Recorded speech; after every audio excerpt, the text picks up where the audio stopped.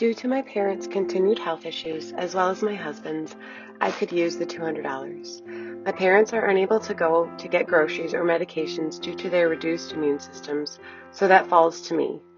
Just the extra mileage on my car and gas has been a burden. My husband has recently been sick and was unable to go anywhere for 2 weeks.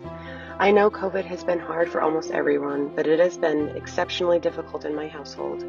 You see, my husband runs rental units. Due to COVID, people are not able to work, therefore they cannot pay their rent. This results in lost income in my household. I thank you for your time and consideration. Highfields is not just an organization that says they care about their people, but they show that they care. I'm applying for the COVID-19 Employee Relief Fund as my family and I have had an unexpected run-in with this terrible virus.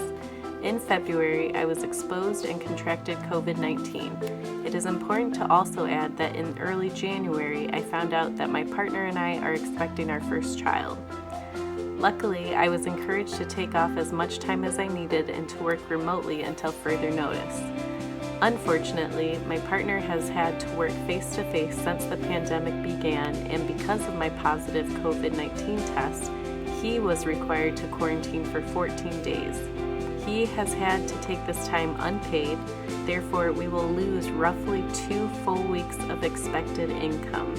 On top of this loss, because I am expecting, I'm required to schedule 3 additional appointments with my OBGYN to ensure the baby remains safe while my body battled the virus. I'm applying for this relief as the grant of $200 would help us immensely make up for the income lost during these past few weeks. Further, all funds would be allocated towards ensuring our rent is paid for the month, and any funds left over would go towards the additional medical costs we've had regarding the unexpected appointments we needed to schedule. I would like to add that any amount of money would really help us during this time.